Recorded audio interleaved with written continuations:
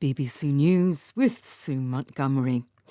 G7 leaders meeting in Germany have proposed wide-ranging investment in infrastructure for the developing world, aiming to mobilise $600 billion for a series of projects over the next 5 years.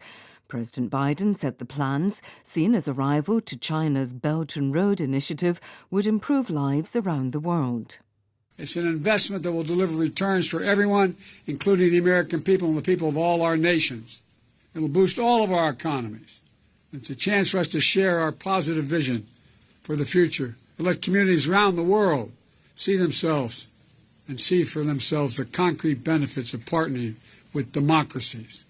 Because when democracies demonstrate what we can do, all that we have to offer, I have no doubt that we'll win the competition every time.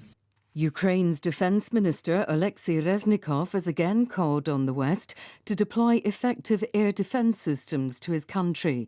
It follows a series of Russian missile strikes on Ukrainian cities, including the most sustained barrage on Kiev in months. Here's Danny Eberhard. Ukraine says Russia has been firing missiles from many directions in its latest assaults. Russian territory, Belarusian airspace and the Caspian and Black Seas. The missiles have hit military and civilian infrastructure as well as residential areas. A Ukrainian presidential advisor, Alexei Arestovich, told the Reuters news agency that one attack had struck a bridge over the river Dnieper in the central city of Cherkasy. He said Russia was trying to limit the transfer of Ukrainian reserve soldiers and Western weapons to the east. Defence Minister Reznikov said better air defences wouldn't just help Ukraine, but also wider European security. His comments come days ahead of a key NATO summit. Forensic experts and toxicologists in South Africa have been sent to the city of East London to try to establish how 22 young people died at a nightclub there. The BBC's Shingai Nyoka sent this report.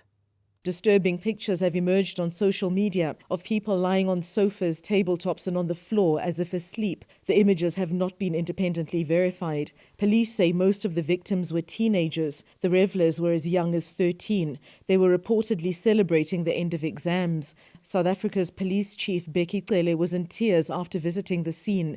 He says investigations continue, but he's already ruled out a crush as the cause of death. The authorities in the northwestern Nigerian state of Zamfara say they will start issuing licenses for people to carry guns to defend themselves against armed gangs of kidnappers. The gunmen, known locally as bandits, operate from remote forests. Their deadly attacks and kidnappings have increased in recent months. BBC News.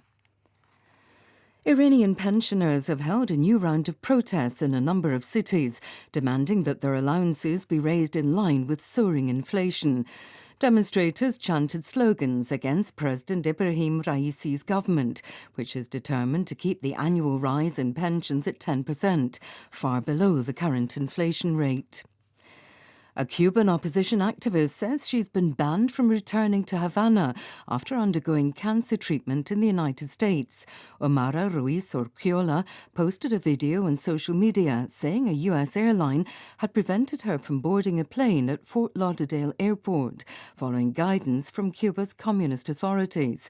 Ms. Ruiz said she had never intended to move abroad and had only left the island to seek medical treatment in the U.S. A wooden stand has collapsed during a bullfighting festival in Colombia, killing at least 4 people. Local media has reported that at least 500 others were injured.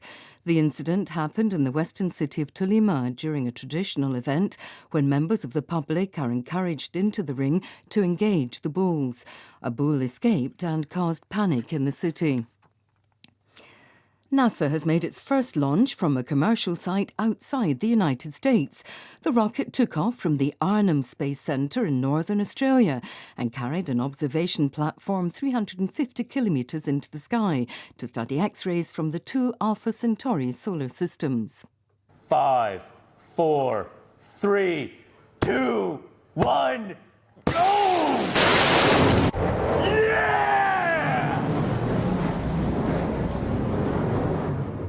NASA said using the Southern Hemisphere launch site allowed it to see targets that were not visible from the United States. And that's the latest bulletin from BBC News.